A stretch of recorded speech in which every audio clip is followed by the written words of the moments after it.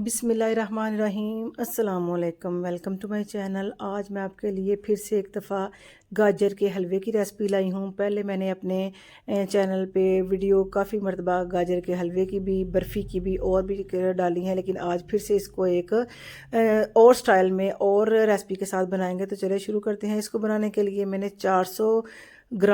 4 kilo गाजरें ली हैं। लाल वाली गाजरें लेनी है। 4 किलो गाजरें हैं।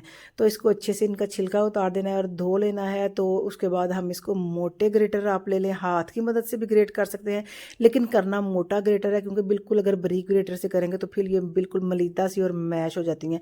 या आप चॉपर की मदद से भी इसको मोटे ग्रेटर जो इसका होता है ना, इसका ब्लेड, उसके साथ इसको चॉप कर लें।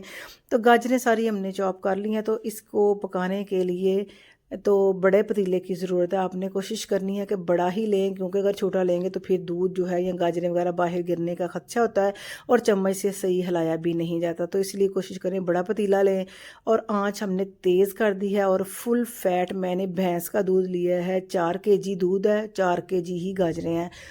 आप दूध की क्वांटिटी कम और ज़्यादा भी कर सकते हैं, लेकिन अगर आप दूध कम इस्तेमाल करेंगे, लेकिन फुल फैट आपने लेना है दूध। अगर आप उबला हुआ ले रहे हैं तो फिर आपने बलाई भी सारी ही इसके साथ कर देनी है। या अगर आपके घर में बलाई काफ़ी क्वांटिटी में इन बाज़ औक़ात फ्रीज़ होती है या नीचे पड़ी, तो वो भी आप इसके अंदर सारी ऐड कर लें, तो फिर भी आपको खोया वगैरह डालने की ज़रूरत नहीं पेश आएगी। इसको तेज़ आंच के ऊपर हमने अच्छा सा बॉयल करना है और बराबर चम्मच को हिलाते रहना है, ताकि दूध नीचे से लगे भी ना और बाहर भी गिरे ना। अगर आप घर के साथ साथ कोई काम वगैरह भी करना चाहते हैं तो फिर आप इसको थोड़ी मीडियम टू लो फ्लेम के ऊपर पका सकते हैं, और बार बार इसके अंदर आपने चम्मच को हिलाते रहना है। दिन के 5 मिनट बाद या 2-4 मिनट बाद आपने मसलसल चम्मच को हिलाना है। लेकिन मैंने वीडियो मुकम्मल करनी थी, तो इसलिए मैंने इसको तेज़ आंच के ऊपर पकाया है, ताकि टाइम की थोड़ी ना बचत हो जाए, वरना इसके साथ काफ़ी टाइम लगता है, क्योंकि काफ़ी क्वांटिटी इसकी ज़्यादा है। तो अगर मेहमान घर में ज़्यादा आ रहे हैं, गेस्ट वगैरह आ रहे हैं, या ख़ुद बच्चों को भी आपने खिलाना है और ख़ुद भी खाना है, तो एक दफ़ा ये काम ख़त्म करें, यानी कि हफ्ता आपका निकल जाएगा आसानी के साथ, अगर आप ज़्यादा क्वांटिटी में इसको ना बना के रख लेंगे। क्योंकि ये दिमाग के लिए भी बड़ा अच्छा है, हड्डियों की मजबूती के लिए भी। वैसे भी सर्दियों में ये विंटर स्पेशल चीज़ें खानी चाहिए। पकाते पकाते तेज़ आंच के ऊपर साथ साथ बाजू भी बहुत ज़्यादा थक जाता है, क्योंकि मुसलसल इसके अंदर चम्मच हिलाना होता है। काफ़ी मेहनत और कोशिश का ये काम होता है, लेकिन कुछ करने के बाद ही कुछ ना अच्छा हासिल होता है। तो अच्छे से इसका आपने दूध को रिड्यूस कर देना है। और जैसे ही इसमें हल्का सा बस ये देखिए दूध रह गया है, तो इसके अंदर 1 टीस्पून मैंने ना इलायची पाउडर इस्तेमाल की है। आप इलायचियाँ साबुत भी इस्तेमाल कर सकती हैं, अगर नहीं तो इलायची एसेंस का भी इस्तेमाल कर सकते हैं। और आधा किलो मैंने इसके अंदर, यानी कि हाफ़ केजी, यानी कि 500 ग्राम, ये मुख्तलिफ यानी कि मैं बता रही हूँ ताकि सबको समझ आ सके।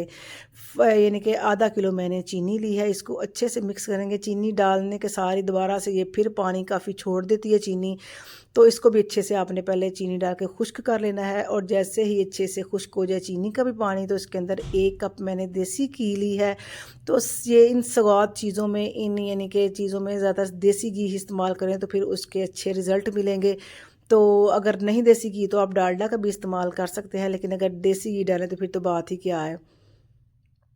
अच्छे से इसको मिक्स करते जाएं और साथ साथ गाजरें भी मैश करते जाएं। तो अच्छे से इसकी बुनाई कर लेनी है आपने, और बिल्कुल इसका दूध वगैरह है जो वो खुश्क कर लेना है। तो इसी स्टेज पे अगर आपके पास खोया है तो आप खोए का भी इस्तेमाल कर सकते हैं, लेकिन मैंने इसके अंदर दूध ही ज़्यादा इस्तेमाल किया है, जिसकी वजह से खोए की भी ज़रूरत नहीं पड़ी। अगर आप दूध कम क्वान्टिटी में इस्तेमाल करते हैं, यानी कि 2 लीटर या 3 लीटर या 1 लीटर, तो उस तरह भी बन जाएगा, लेकिन फिर आपको एंड पे ना ज़रूर खोया डालना पड़ेगा। तो अच्छे से घी को भून के, इसका घी जब रिलीज़ हो जाए, इसके बाद हमने थोड़े नट्स लिए हैं, पिस्ता, काजू और बादाम है।